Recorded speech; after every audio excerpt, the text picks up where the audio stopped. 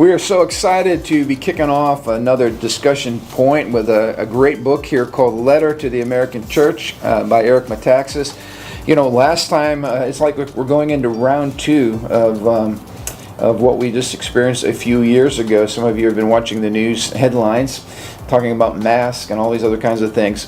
And we're really getting into the church's epic failure to really stand for truth in the larger culture, which is huge. And hopefully we've learned from this. But we're going to get into some important topics in the podcast today about what is the church and what can we learn from history? How can we not make the same mistakes at this critical juncture of American history? So you're not going to want to miss this.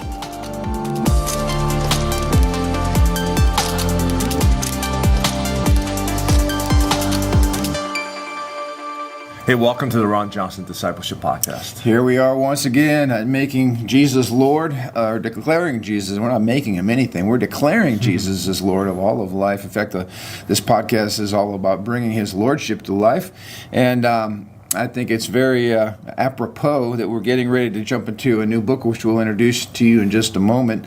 But so much of what our society is dealing with today is the fact, especially the church, failing to stand up and declare Jesus Christ as Lord of all. And I don't know how many of you have been paying attention, but we're seeing a ramping up of the same COVID hysteria and nonsense. Of course, it's an election cycle. I never thought that germs and elections went hand in hand, but evidently whenever there's an election, there's a breakout of COVID for obvious reasons. But I want to just start off with stating the obvious. It says the WHO, World Health Organization, now admits that asymptomatic transmission of COVID-19 is very rare. The claims of asymptomatic transmission was a major justification for social distancing, the lockdowns, and the masks. Everything about COVID-19 hysteria has been a lie. So the facts are coming out, and I think everybody that's paying attention is not politically blinded, at least realizes that so much of what the COVID circus was just that. It was a circus with political implications. The troubling thing is we're seeing all of this re-ramping up again. So now we've got Jill Biden, who came down with COVID, and we have Whoopi Goldberg, who came down with COVID. The two very high-profile people.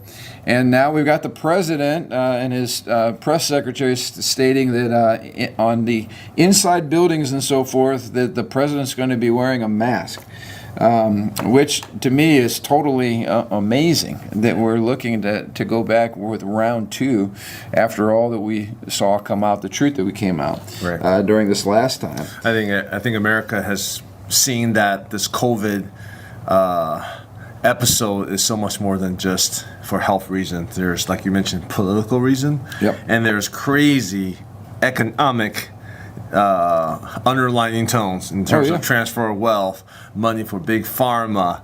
I'm hoping the American people recognize this is so much bigger than what they present it as. Right? Just to take care of yourself. No, there's a lot of agendas behind all these different things. A lot of agendas. Here we've got Fauci making his rounds again, the retired Fauci. Yeah, I thought he was gone. And I thought this was interesting, just so that we don't forget. This was Gene Simmons. You're willing to walk among us unvaccinated. You are the enemy. Don Lemon, CNN host. Don't have the vaccine, can't go to the supermarket, can't go to the ball game, can't go to work, no shirt, no shoes, no service. Remember all these bold statements on how we were being demonized. Jimmy Kimmel, who gets an ICU bed? Vaccinated person, come right in. Unvaccinated person who gobbled horse goo, of course we're referring to ivermectin. Rest in peace, Wheezy. So much for the compassion of these late night talk show hosts. Arnold Schwarzenegger, screw your freedom. Piers Morgan, love the idea of COVID vaccine passports for everywhere. Flights, clubs, gyms, shops. It's time COVID-denying anti-vaxxer loonies had all of their, I can't mention that word, it's a profanity word, all of their blankety-blank bluff called. And then Howard Stern, another beacon of freedom. When are we going to stop putting up with idiots in this country and just say it's mandatory to get vaccinated? F-U-C-K them, F-U-C-K their freedom. I mean, I'm sharing all of this so that we don't forget the incredible tyranny that was everywhere last time we went through this whole nonsense, and it's starting to come up now again.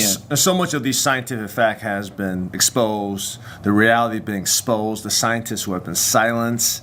Now you're hearing their backstories. But dare venture to say, listening to them saying those things remind me of quite a religious zeal. Oh, absolutely. That they're communicating these quote-unquote facts, that they're so passionate about that they were going to throw away their freedoms, throw away your freedoms, because of seemed like a religious passion for this. Yes. Right. Oh, absolutely. And I was again rewatching videos of what took place over in Australia, for instance, people being choked, thrown to the ground. What was their crime? They weren't wearing a mask. Of course, we just saw the travesty of the quote insurrection. Some of these people being given sentences. A man who was not even at the event, given, I think, 22 years in prison, which is just crazy. I mean, the injustices happening. Charlie Kirk said we now have political prisoners in America. Oh, yeah. This is crazy where we're at. And so kind of we say all this to set up what we're going to be talking about in the next months ahead. We just got done with Eric Metaxas's wonderful book, A Republic, If You Can Keep It. I received a lot of good feedback from that, and I know a lot of you that are watching this podcast appreciate when we give book ideas. Well, I'm going to give you a big book idea. It's not a new book, but it's a big book. This is Eric Metaxas's book called Bonhoeffer. This book really messed with me because I had heard, I don't know about your background, I had heard about Dietrich Bonhoeffer, but never really spent much time in detail knowing who he was. There was some assigned reading at my alma mater to read some of Bonhoeffer's works, but Eric Metaxas nailed it with this incredible biography about Dietrich Bonhoeffer. Of course, he was the famous pastor who stood up in resistance to the Nazi takeover in Germany and really tried to mobilize the pastors to be a voice for righteousness. Of course, it was too little too late, and Bonhoeffer actually was martyred by the Nazis shortly before the whole thing ended. He was hung with piano wire and died an untimely death, I believe in his 30s as a young man.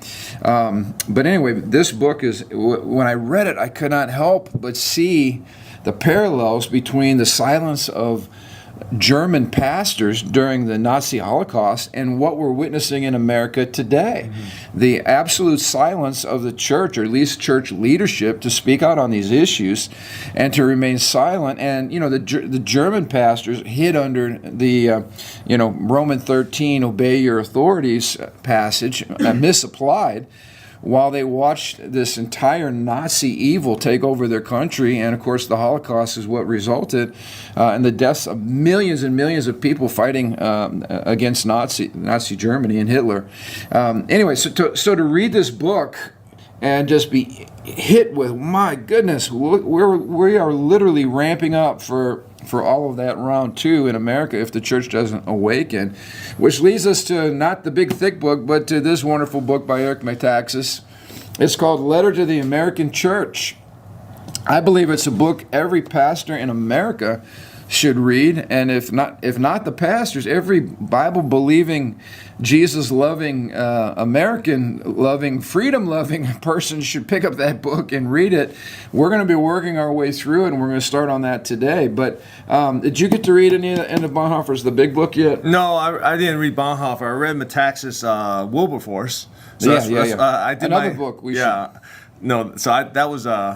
That was my kind of my paying the dues of a thick book by Eric Metaxas. So I haven't read Bonhoeffer yet. I heard a lot about him, but I have not read that book. It is a deep dive, but it is well worth it. And of course, Eric Metaxas is a great historian and a tremendous writer. Yeah. But let me give a little background. He said this is in Letter to the American Church. In the preface, he says, "I have written this book because I am convinced the American church is in an impossibly, almost unbearably really important inflection point. In other words, we've come to a point in our nation's history where we're at a crossroads, and what we do here and what we do now will set the trajectory for where we're going. It's that important. He said parallels between the German church in the 1930s and the American church now are unbelievably clear and out there. You know, we can see it. He said we need to avoid these mistakes. The German church was silent in the face of evil. The American church is guilty of the same silence. And let me just mention, this silence that I wanted to highlight was I guess made apparent during this last COVID vaccine, mandate thing that we went through just a matter of years ago now, or a year. It's not been that long ago. We've come out of the woods. But anyway, there was this amazing silence and lack of leadership in the church that led to all kinds of tyrannies. And he's saying we got to wake up, because that was just one thing. We're looking at it. We could spend all day focusing on what's wrong with America right now. But he's basically saying we're at a crossroads and we cannot fail at this point, or the consequences will be great. Right. It's interesting because he made the connection, especially for the German church at the time. They did not. They yielded to the Nazi government on this area, and I guess the church leaders at the time would say, "Well, we're yielding in this area, but we're still faithfully preaching the gospel." And and basically, Metaxas is saying, "Well, the American church is doing the same thing. We say outwardly we're still preaching the gospel, but when we yield into this one area of whether it's COVID or even wokeness." Basically, it's not just one area. This is one area that affects the faithfulness of the gospel that we are sharing, right? Exactly. It affects everything. It's an inflection point. You can't compartmentalize the gospel, right? And so there's this idea. Hitler actually told the pastors, "You take care of people in the church and the four walls of the church. I'll take care of Germany and where we're headed as a nation," and as if somehow those two things were not intertwined. Yeah. So what happened is there became a very privatized, pietistic faith, meaning keep your views to yourself, stay within the four walls of the church. Right. You have the freedom to talk about those matters there. But that was just a brief concession. Because Hitler very quickly took over the content of the church, what they were allowed to say, weren't allowed to say, and basically neutered every pastor and basically made the church a weapon of the state. That's what's happening in America today. We're told we can say what we want within the four walls of our church, but don't try to bring that out in the public arena as if the gospel had any larger application, or you're going to pay for it. You'll be canceled, you'll be shut down, you'll be called names, whatever. So the parallels are powerful, and I love Metaxas really goes from where we left off. A republic, if you can keep it right. He talked about American exceptionalism, and he said, we have a responsibility to speak out against evil. We are a world leader. We have promoted religious liberty from our beginning. We have been a safe place for people to come and experience freedom of religion. And the goodness that has created as a nation founded under God, we've exported that to all the nations of the world. We have stood up against bullies all over the planet. We've gotten involved in protecting the least of these in all the nations of the world, and we have a moral responsibility to continue to do that with the freedom that we've been given. So in other words, American exceptionalism demands that we have a greater responsibility. And he starts off by making that clearly. He says we should underscore the idea that the centrality of our nation in the world does not mean that we are intrinsically exceptional, but rather that God has sovereignly chosen us to hold the torch of liberty for all the world, and that the church is central in doing this. So this kind of comes right back to the pulpits and right back to the church. If the church is silent, if we stop standing up against evil and injustice in our own nation, then how in the world are we going to be a light and a beacon and a city on a hill to the other nations of the world? It's an impossibility. So the church has got to show up.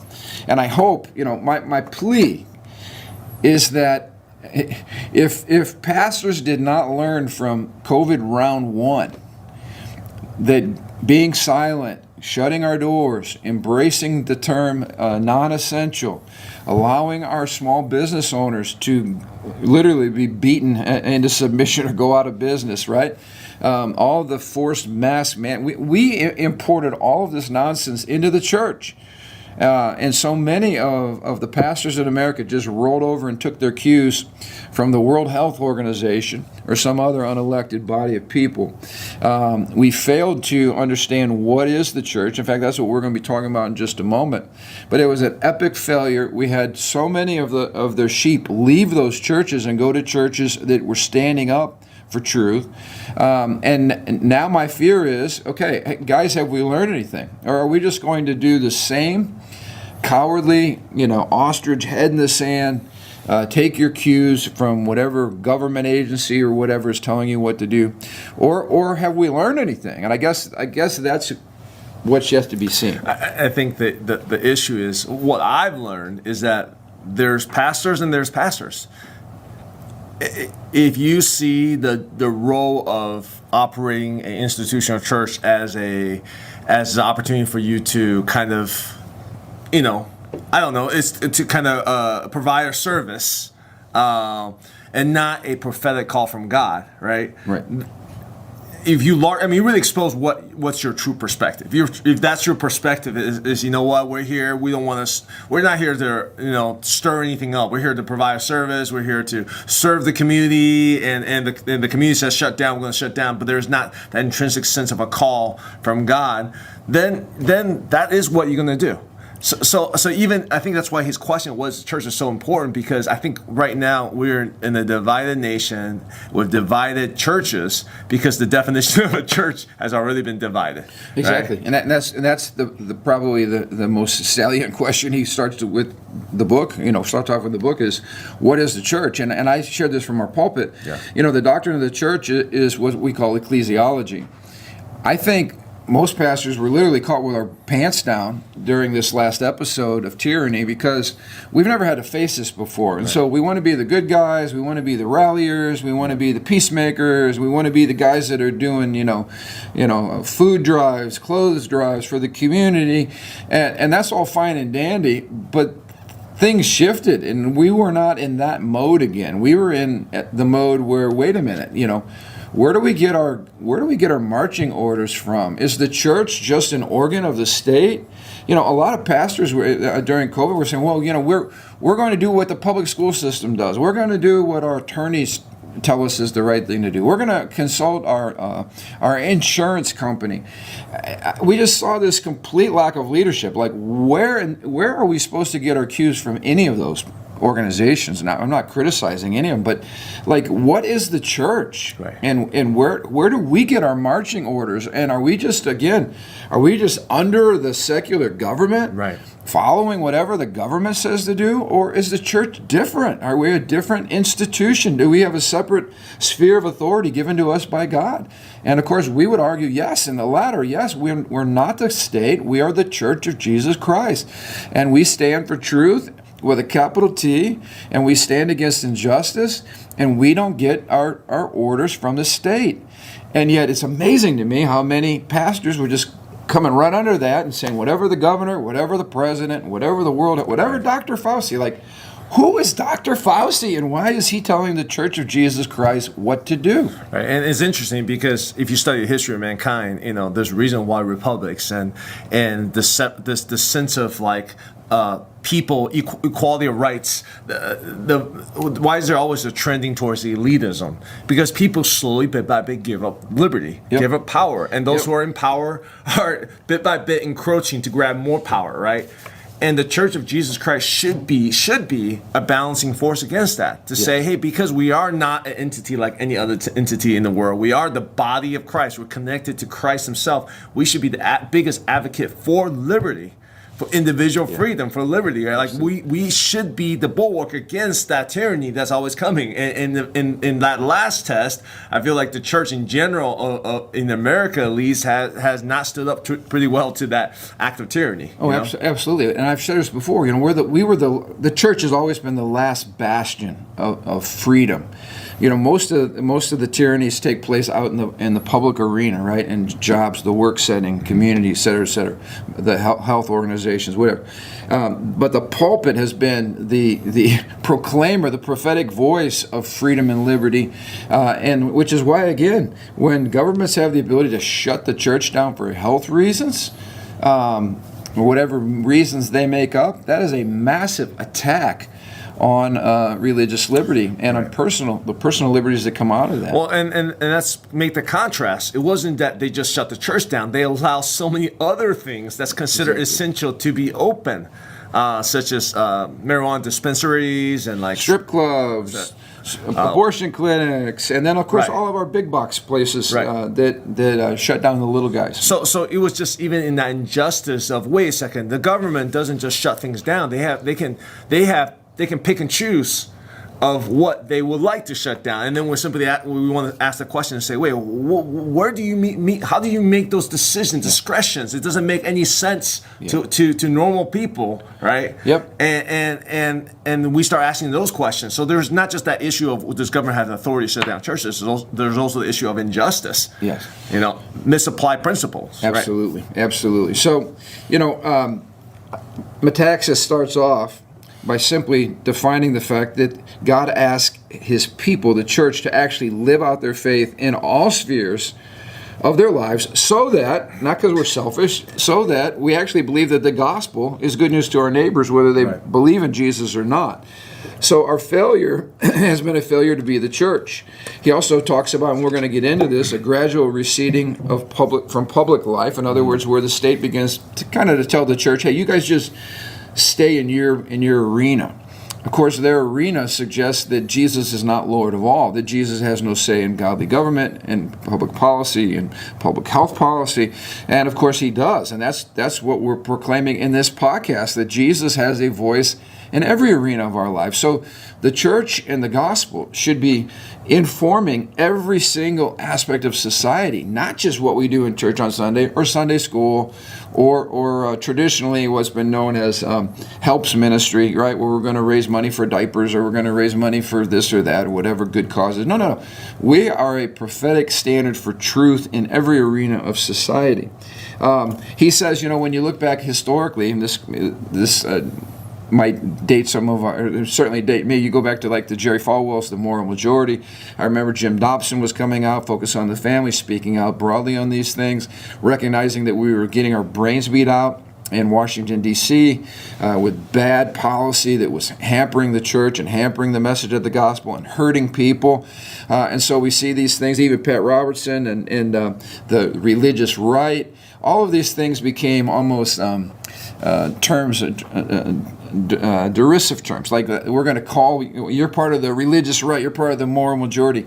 And even the church started mocking these organizations, when really what they were doing was saying, wait a minute, should we not be speaking, for instance, about the evils of abortion? Should we not be speaking about rampant sexual sin in our nation? Should we not be fighting against pornography and the effect that it's having on rotting the moral rot in our culture? Again, these were courageous people that were movers and shakers. That we talk about them today because they had a big impact. And yet now they're used by modern Christians almost as a mocking term. Like we shouldn't be doing that. And he talks about in a book, or in his book, a book that came out by James Davis and Hunter called To Change the World. And basically he argued that the church should be a faithful presence. In other words, just kind of be quiet, just, love our neighbor, go about our business, be a model Christian. And if in doing that, then somehow just by being a faithful presence, we're going to somehow transform America and transform the world. Now, really what he was encouraging was kind of just be quiet, mind your own business, stay in your lane. And that somehow, I've heard this among a lot of pastors and Christians, if we'll just be like nice, let's just be nice. And by being nice, people will see, oh, those are Christians, and let's want to be like them.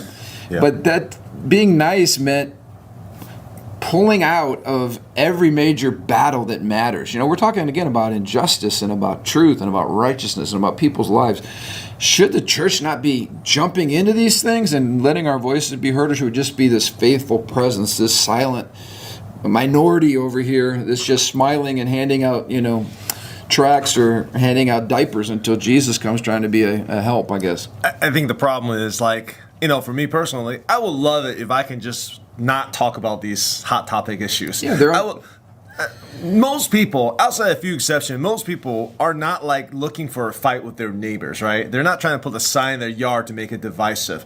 That's not the intention. I feel like even when they write this faithful presence, it's almost rebuking those contentious Christians who just wants to stir up trouble. Right. Most Christians are not that way. No. The problem is we don't have a choice.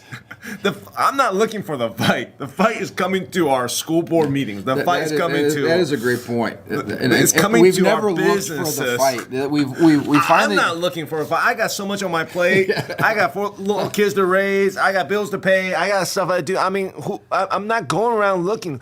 That is not the point. The fight is coming to our doors. It's coming to our kids' doors. It's coming to our TV screen. It's coming to our government. Look, I mean, I think that's the reality no one really wants to talk about, right? People love to use straw man argument. They find a few Christians who might be little hotheads and pushing their views down, and they make everything about these guys.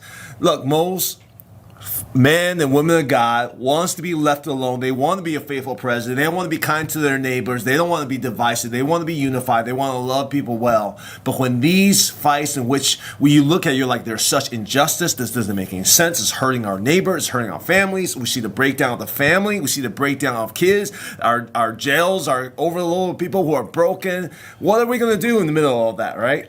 I want to ask him about faithful presence for issues like slavery or racism. You're going to be a faithful president, not speak about those issues either. Let's not get into the battles, and because they're contentious, and right?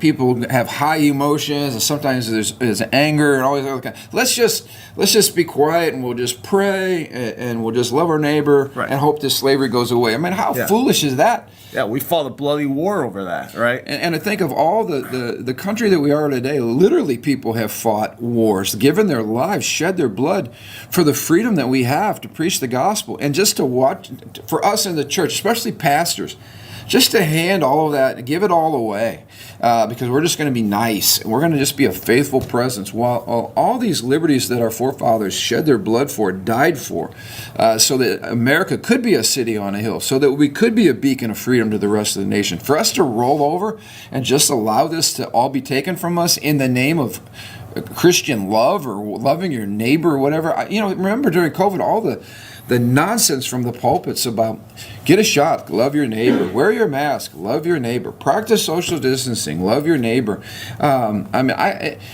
It's like, give away your freedom, love your neighbor. Don't care about the gospel, love your neighbor. Don't care about truth anymore, love your neighbor. Yeah, let people emotionally be dysfunctional and be isolated. Yeah, love your neighbor. Let the people sitting in your pews lose their business, love your neighbor. Right. It makes you want to puke, our response for the last episode. And like I said, I think people have had enough. I mean, I really believe, I'm already saying it, like they better not go there. Because they're going to have a bigger fight on their hands this time. I hope it's from the church. I mean, I really do. I hope people have learned their lesson.